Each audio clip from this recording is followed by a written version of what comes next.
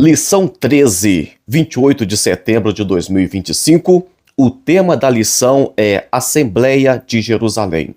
É a última lição do trimestre. É a última lição dessa revista e a próxima revista tem um tema muito importante, muito relevante para a nossa fé cristã. Vamos aqui para o texto áureo, vai dizer assim: na verdade, pareceu bem ao Espírito Santo e a nós, não vos impor mais encargo algum, senão estas coisas necessárias. Está em Atos capítulo 15, versículo 28.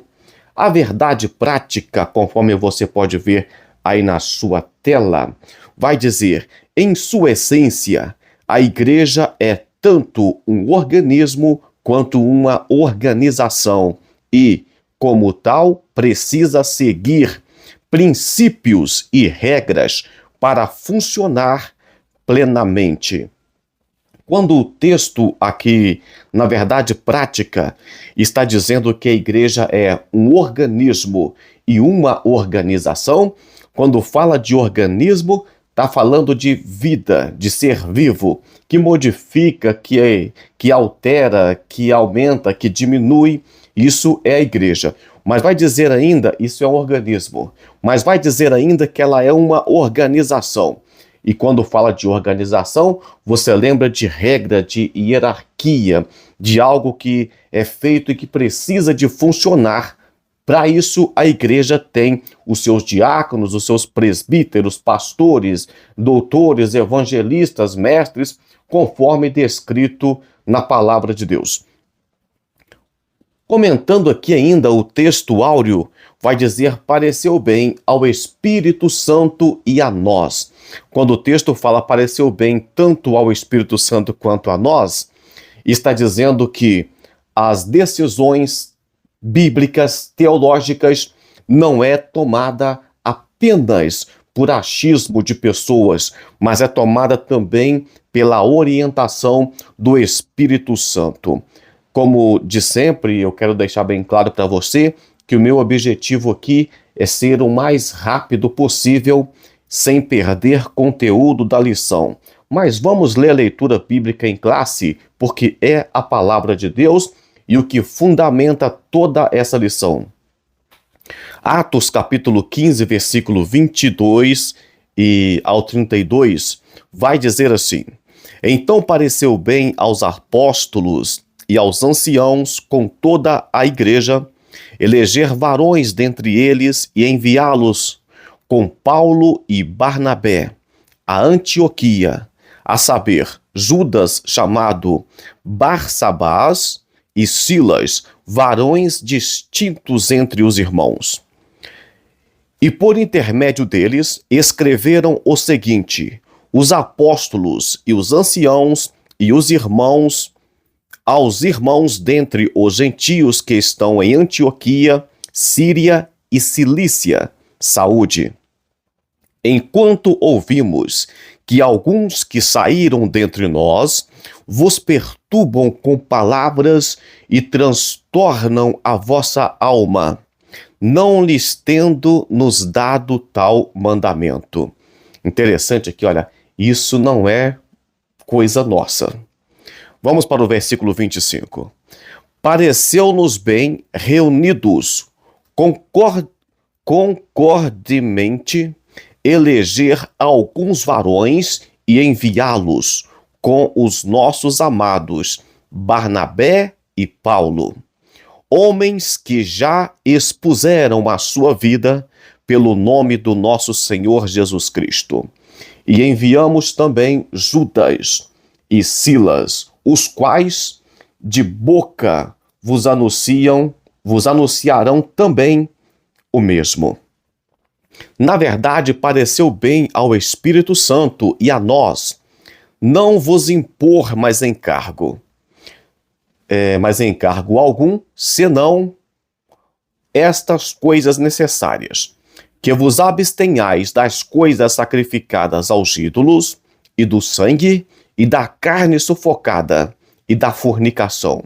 Estas coisas fareis bem se vos guardardes. bem vos vá. Tendo-se eles então despedido, partiram para Antioquia e, ajuntando a multidão, entregaram a carta. Versículo 31, está marcado para você aí. E quando a leram, alegraram-se pela exortação. 32.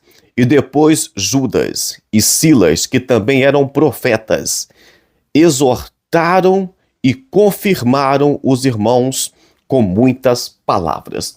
Deixa eu dar uma breve explicação aqui desse texto que terminamos de ler, mas é importante lembrar que ele é que está fundamentando tudo que vamos falar logo mais.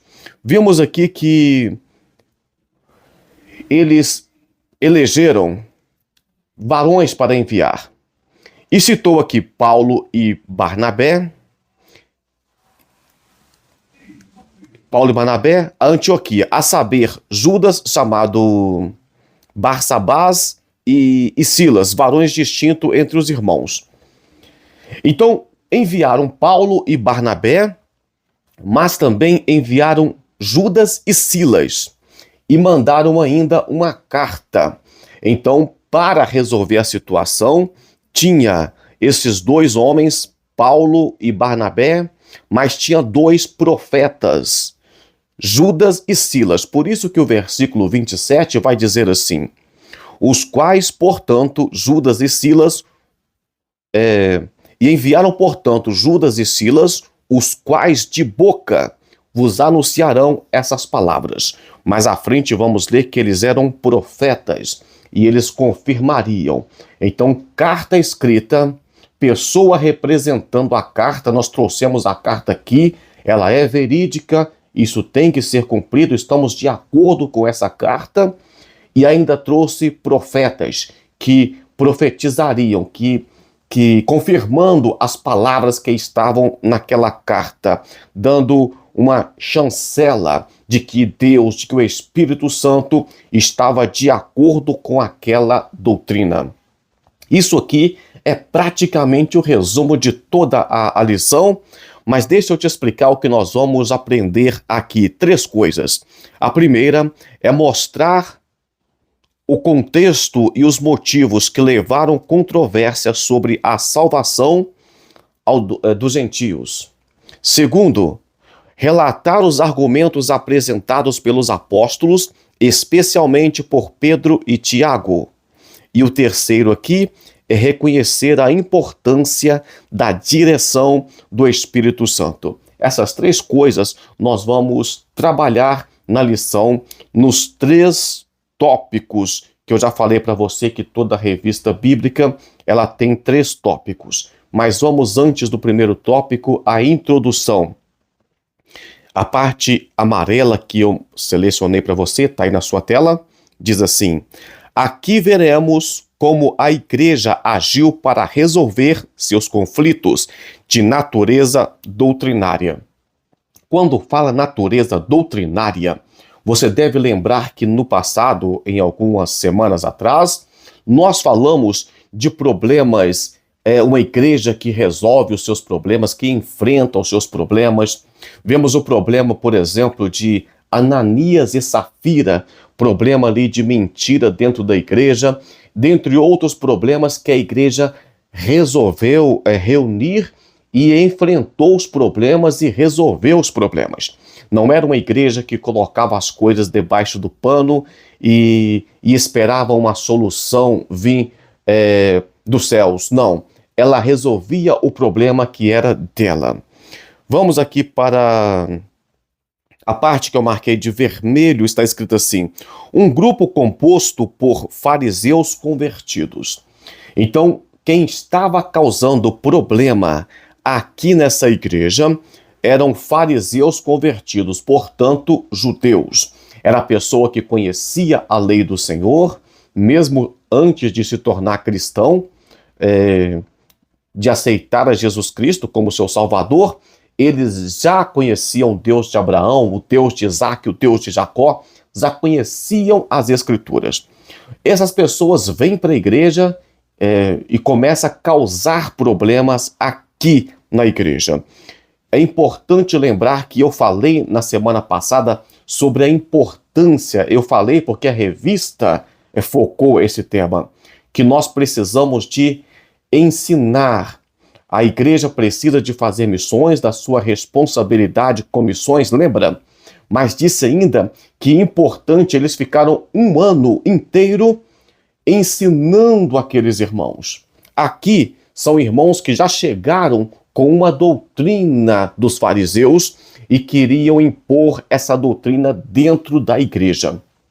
Hoje vemos isso o tempo todo. A pessoa vem de uma seita, ela vem de uma religião, até mesmo que não tem nada a ver com Bíblia, e ela quer aplicar aqueles conceitos, aqueles costumes que aprendeu dentro da igreja.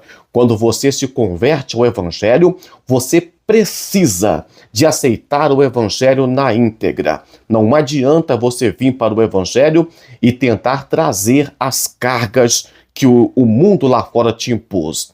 E o problema todo que isso não é culpa só de quem está tentando inserir essas doutrinas no Evangelho. Isso é culpa nossa, que não ensinamos, que não doutrinamos, que não preparamos as pessoas que vão fazer parte do corpo de Cristo conosco. As pessoas chegam, nós já abraçamos, é nosso irmão, e já damos para ela o microfone, o púlpito. Estou só fazendo aqui, né, um exemplo. Dentro de pouco tempo, essa pessoa, sem aprender, sem fazer um seminário, sem participar de uma escola bíblica dominical, sem participar de um curso de batismo ou coisa do tipo, essa pessoa já começa a ensinar e a pregar, e ela vai trazer coisas que ela entendeu em outros lugares que eram interessantes, e ela não conhece a Bíblia, argumentos para ver que aquilo não está de acordo. Quem estava trazendo o problema aqui eram pessoas que se converteram ao Evangelho, mas que já vinha de outra religião, de uma seita, a seita dos fariseus. Esses estavam causando problemas na igreja. Esses estavam querendo impor cargas sobre os cristãos dessa igreja. É importante lembrar que algumas das vezes Jesus criticou as seitas que viviam no tempo dele. No tempo de Jesus Cristo tinha a seita dos fariseus, tinha os zelotes, os herodianos, os saduceus, os fariseus. Então Jesus já exortava essas pessoas, e ele inclusive falava de alguém: olha, vocês estão impedindo as pessoas de acessarem a porta dos céus. Aqui, essas pessoas agora estão dentro da igreja e impedindo do mesmo jeito, tentando impedir, mas a igreja reagiu. A igreja não aceitou essa situação. Olha aqui na tela de vocês. Líderes se reuniam em Jerusalém para buscar uma solução para o problema. Lucas deixa claro que a decisão tomada pela igreja naquele momento foi guiada pelo Espírito Santo. Eu já disse isso na leitura em classe. Não foi só a igreja que resolveu comprar a briga. O Espírito Santo estava agindo naquela situação. A palavra-chave nossa está aí no centro da tela, é assembleia. Já falei para vocês que assembleia é uma reunião. Embora essa revista seja da CPAD, Casa Publicadora das Assembleias de Deus, mas a assembleia trata-se de uma reunião, de um concílio. Tópico 1. Toda lição tem geralmente 3 tópicos. Os tópicos têm mais ou menos 3 pontos, alguns têm menos, mas vamos para o tópico 1.1. A questão doutrinária. O relatório missionário. Vai dizer assim: a questão doutrinária que se tornou objeto de discussão no Concílio de Jerusalém, abordada no capítulo 15 de Atos, teve seu início na igreja de Antioquia. Ela começou quando Paulo e Barnabé apresentaram à igreja de Antioquia um relatório sobre a primeira viagem missionária que havia realizado. Vocês lembram que Barnabé foi em busca de Paulo para que ele pudesse instruir a igreja para que ele pudesse trazer uma instrução para os irmãos, que ele percebeu que a doutrina daquela igreja era fraca, a doutrina, no caso, bíblica. Ele então foi atrás de Saulo, né, que também é Paulo, para que instruísse a igreja. Agora vemos aqui Barnabé e Paulo dando um relatório para a igreja em Jerusalém. Estavam então mostrando para a igreja em Jerusalém que estava acontecendo esse problema doutrinário. E então vemos Paulo e Barnabé mostrando um problema da igreja de Antioquia. Vamos aqui para o finalzinho do ponto 1 do tópico 1.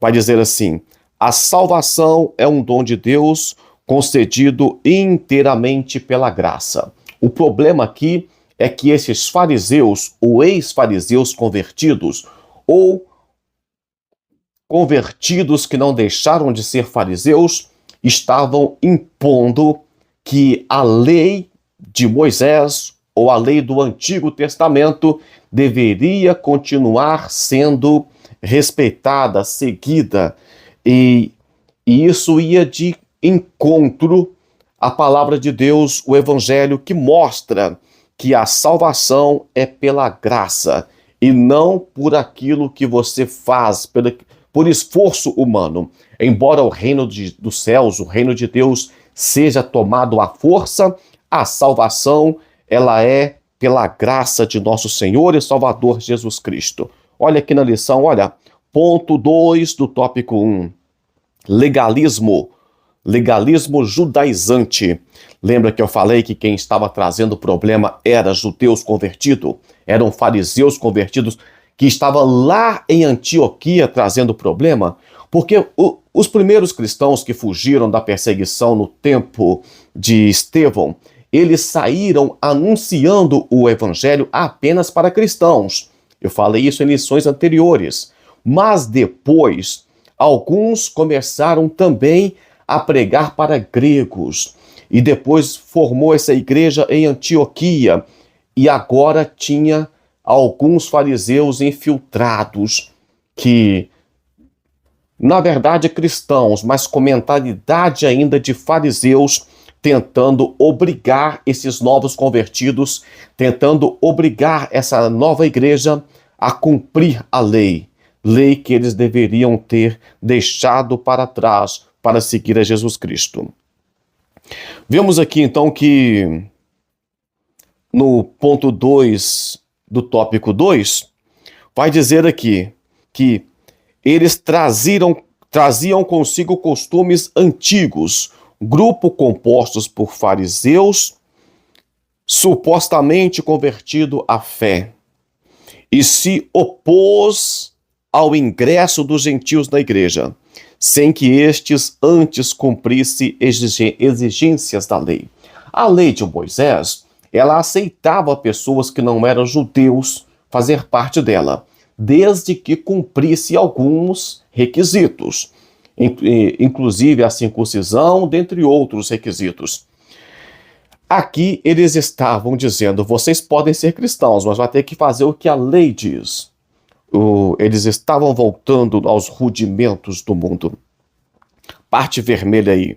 Houve, portanto, um confronto entre esse grupo judaizantes e os missionários Paulo e Barnabé. Vemos então o problema que houve. Paulo e Barnabé estavam trazendo o evangelho da graça, mas tinha pessoas trazendo problemas dentro da igreja, querendo impor algo que Jesus Cristo não impõe sobre as pessoas. A questão tornou-se grande proporção, correndo o risco até mesmo de dividir a igreja em Antioquia. É isso que acontece quando tem problemas na igreja e nós ficamos postergando para resolver esses problemas. Quando o problema chega na igreja, eu desenhei até uma arvorezinha aqui, que o texto bíblico fala de raiz de amargura que brota e por ela muitos se contaminem. Se nós deixarmos problemas ir avançando, acontecem rupturas dentro da igreja. A igreja precisa, os líderes, de tomar a iniciativa e resolver o problema o mais rápido possível. É isso que a revista está focando aqui, correndo o risco até mesmo de dividir a igreja em Antioquia. Vamos para a sinopse 1 aqui. A exigência da circuncisão aos gentios gerou um sério questionamento sobre a natureza da salvação em Cristo Jesus. Então, de acordo com os evangelistas, missionários, Paulo e Barnabé, não era interessante dizer que a salvação em Cristo Jesus dependia de circuncisão. Esse foi um problema doutrinário na igreja. Uma igreja que, aprendemos, resolve problemas de conflitos, de mentira, de pecado e também doutrinário. Vamos para o tópico 2, estamos avançando. Tópico 2, o debate doutrinário. A parte que está marcada aqui, de vermelho aqui, de amarelo, que eu estou circulando de vermelho para você, vai dizer assim, Pedro é o primeiro a ver a gravidade da questão e percebe que ela não pode ser tratada de forma subjetiva. A questão deveria ser tratada com objetividade que o caso exigia. Então tem coisas que você não pode pensar assim, mas isso aí é coisa de cada um, é a forma que você pensa, é o que eu acho. Quando se trata de palavra de Deus, de doutrina, de salvação, não tem achismo. Tem coisas que às vezes eu não estou muito de acordo, mas é a palavra que diz, é a Bíblia que diz, e eu não tenho que deixar passar batido algumas situações. Por exemplo, nós vivemos em um mundo hoje de relativismo. Nós vivemos em um mundo hoje em que tem uma cultura de aceitação de algumas coisas. Nós vivemos em um mundo, vou falar mais abertamente aqui, em que tem uma cultura de que minorias, classes minorias, pequenos grupos mandam na maioria.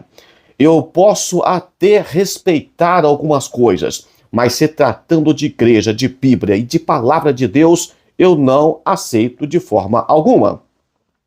Eu posso ser, de alguma forma, ter um certo respeito, sei lá, como é que eu chamaria isso aqui, mas quando trata-se de igreja, de Bíblia, não tem conversa. É o que a palavra diz, é objetivamente. Eu não posso tratar aquilo de acordo com o que eu penso, de acordo com o que passa na minha cabeça, tá bom?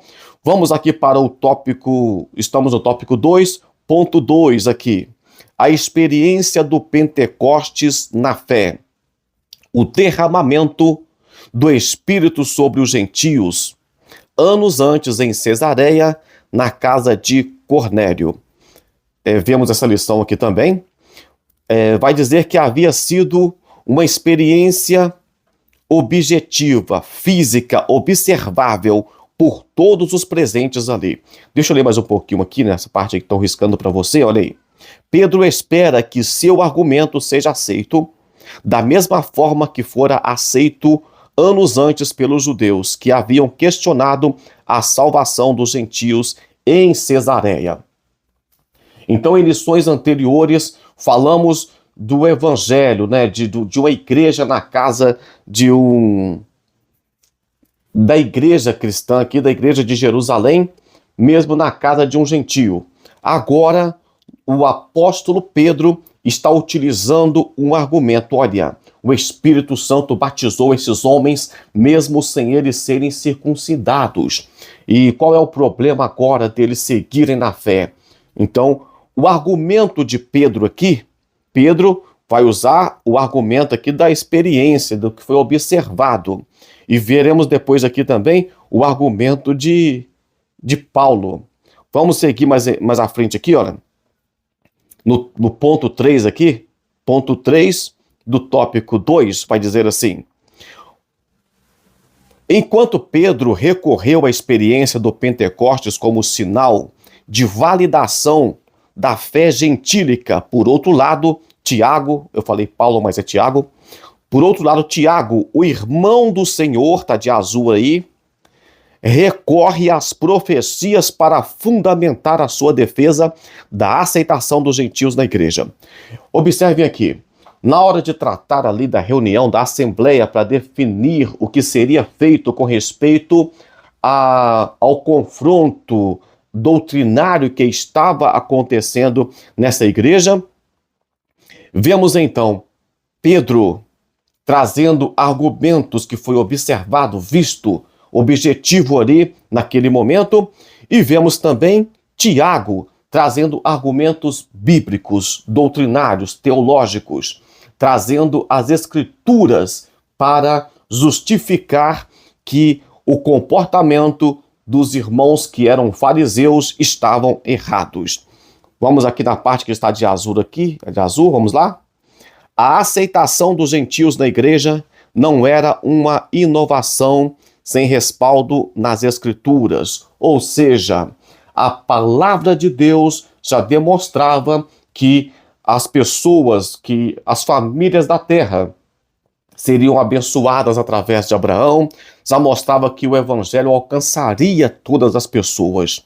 Vamos para a sinopse 2, vai dizer assim: os apóstolos usaram experiências espirituais e fundamentos proféticos para afirmar a aceitação dos gentios a Deus. Vamos lá? Os apóstolos usaram experiências espirituais. Quais experiências eram essas? Está aqui na nossa sinopse. Pedro falando sobre o batismo na casa de Cornélio. E fundamentos proféticos para afirmar a aceitação dos gentios por Deus. Quais são esses fundamentos proféticos? As escrituras citadas por Tiago, irmão do nosso Senhor Jesus Cristo. Então vemos que eles tiveram vários argumentos. Não era só o argumento da experiência, não era só o argumento bíblico. Eles trouxeram um argumento da palavra e argumento vivido e observado por eles. A igreja precisa de trabalhar com experiências religiosas ou com experiência do Espírito, mas também com fundamentação bíblica.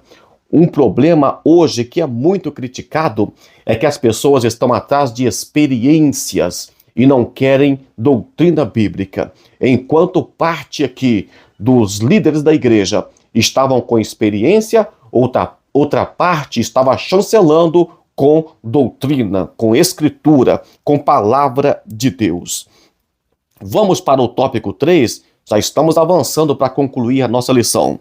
Tópico 3 aqui, vai dizer, olha aqui na sua tela, a decisão da Assembleia de Jerusalém. O Espírito na Assembleia é digno de nota o papel atribuído ao Espírito Santo. Coloquei até a cadeira aqui, como se o Espírito Santo tivesse uma cadeira efetiva ali para participar daquela reunião, daquela doutrina. E já falei aqui que tanto os apóstolos com experiência, com doutrina bíblica e com os dons do Espírito Santo foram responsáveis por chancelar aquela doutrina. O Espírito Santo é papel fundamental. Vamos ler aqui. O Espírito Santo não era apenas visto como uma doutrina da igreja, mas como uma pessoa com participação ativa nela. Eu já disse isso aqui anteriormente, mas não é só falar porque o Espírito Santo é isso, ele chora, ele é uma pessoa. Não, o Espírito Santo ele tem que estar presente no culto, presente em nossa vida, presente na pregação, no louvor, no ensino, em todos os momentos. O Espírito Santo precisa estar presente de forma objetiva e não apenas doutrinária. Não apenas falar que Espírito Santo, ore por mim, como diz o hino, muito bonito por sinal. Vamos aqui avançar para o ponto 2 do tópico 3. vai dizer assim: a orientação do Espírito na Assembleia, parte de amarelo aqui, a observação feita por Lucas de que Judas e Silas eram profetas, Atos 15 e 32. Já dei uma pincelada sobre isso aqui para você, mas aqui é que eles fizeram parte da comissão que levou a carta com a decisão tomada na Assembleia. Indica que o Espírito Santo se manifestava na igreja por meio dos seus dons. Mais uma vez focando aqui para afirmar essa ideia, fizeram a reunião, argumentos de experiência, históricos vividos, observados, argumento bíblico e teológico e manifestação de dons espirituais aqui através de profetas. Todo mundo falando a mesma língua, todo mundo tomando a mesma decisão como um corpo saudável, sadio. Vamos aqui, estamos já no ponto 3 do tópico 3, do último ponto, vamos aqui. O parecer final da Assembleia. Vamos lá? Diz aqui, olha, depois dos intensos debates, o parecer da Assembleia foi de que os gentios deveriam se abster de coisas sacrificadas aos ídolos, do sangue, de carne sufocada e da fornicação. Então, enquanto vemos a Assembleia de Jerusalém dando assim uma forma de aliviar a carga, a doutrina imposta pelos antigos ou supostos ex-fariseus, os apóstolos ainda confirmaram, olha, coisas sacrificadas aos ídolos, sangue, carne sufocada, fornicação, isso continua contra a palavra de Deus. Isso é proibido. Então a igreja precisa, lembra lá no comecinho da verdade prática, que eu falei que a igreja é um organismo e uma organização, ela precisa de regras, precisa de lei. Vamos para a parte final aqui. Só um detalhe, eu até marquei aqui em cima, tá vendo aí na parte de vocês aí? Aqui, manter a doutrina. Eles não queriam impor sobre os gentios uma imposição que era da lei judaica, mas a santidade, a doutrina bíblica deveria permanecer na igreja. Vemos aqui a parte final. Assim ficou demonstrado que os gentios eram salvos pela graça, mas deveria impor alguns limites à sua liberdade cristã, a fim de que o convívio com seus irmãos judeus não fossem conflituosos. De certa forma, houve aqui um bom senso e um meio termo. De acordo com o comentarista da lição, houve ali, chegaram em um meio que acordo.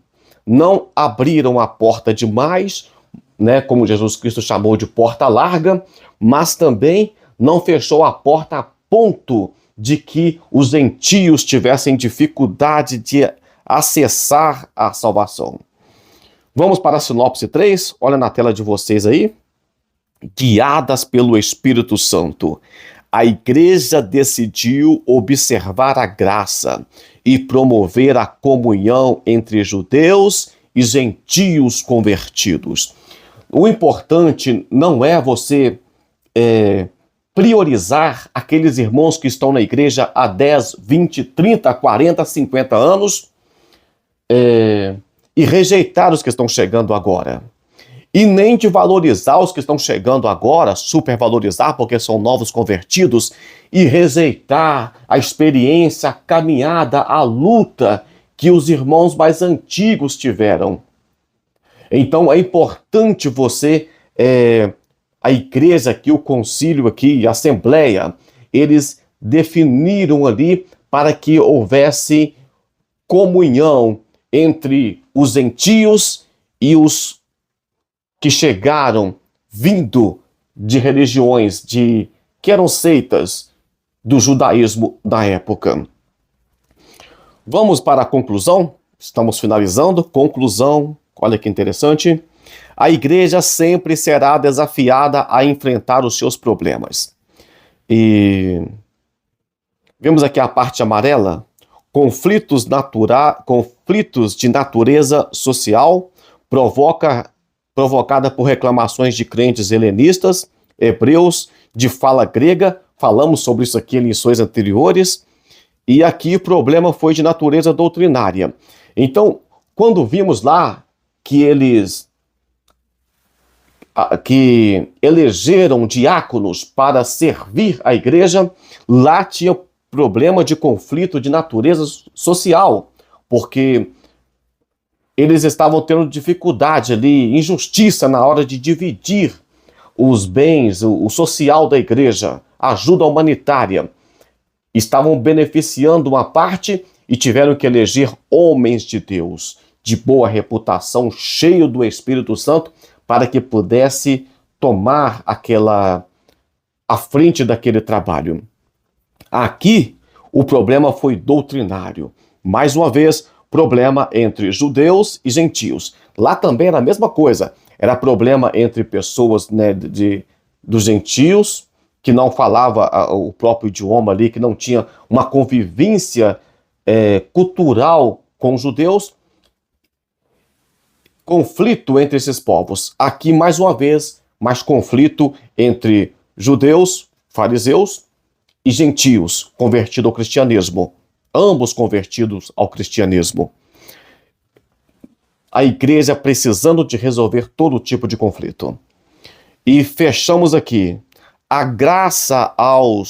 Graças ao parecer de uma liderança sábia e orientada pelo Espírito Santo, a igreja tomou a decisão certa. A unidade da igreja foi preservada por Deus. Foi preservada e Deus foi glorificada. Temos aqui uma revisão do conteúdo, né? Revisão do conteúdo. Deixa eu só dar uma resumida para você aqui rapidinho. Isso vai ser interessante. Como a questão doutrinária da salvação dos gentios tornou-se objeto de discussão no Concílio de Jerusalém. Vai dizer que quando Paulo e Barnabé apresentou à igreja de Antioquia um relatório sobre a primeira viagem missionária. Então Paulo e Barnabé mostram o relatório, a igreja de Jerusalém percebeu que tinha problemas sérios doutrinários para ser resolvido. A pergunta 2. O que Lucas mostra a respeito de um grupo judaizantes? Vai dizer, que eu já disse aqui, é um grupo de pessoas que eram fariseus, converteu ao cristianismo, estava dentro da igreja aqui, trazendo problemas, querendo impor sobre os novos convertidos a lei judaica. E 3. O que Pedro evoca com a prova da aceitação para os gentios por Deus? Pedro vai dizer que o Espírito Santo batizou os gentios na casa de Cornélio, sem esses fazerem parte do judaísmo. 4. O que Tiago recorre? Tiago recorre às escrituras, fundamentação bíblica, teológica, para explicar que os fariseus estavam errados aqui com respeito à nova igreja. Qual é o parecer da Assembleia de Jerusalém? O parecer da Assembleia de Jerusalém foi que os gentios deveriam abster-se das coisas sacrificadas aos ídolos, do sangue, da carne sufocada e da fornicação. Essas coisas, até hoje, a igreja faz questão de guardar. Pessoal, ficamos por aqui. Curta o vídeo, comente, compartilhe. E eu estou finalizando por causa do tempo. Acredito que essa aula foi prazerosa. Aprendi muito com vocês. Até a próxima aula, se Deus quiser.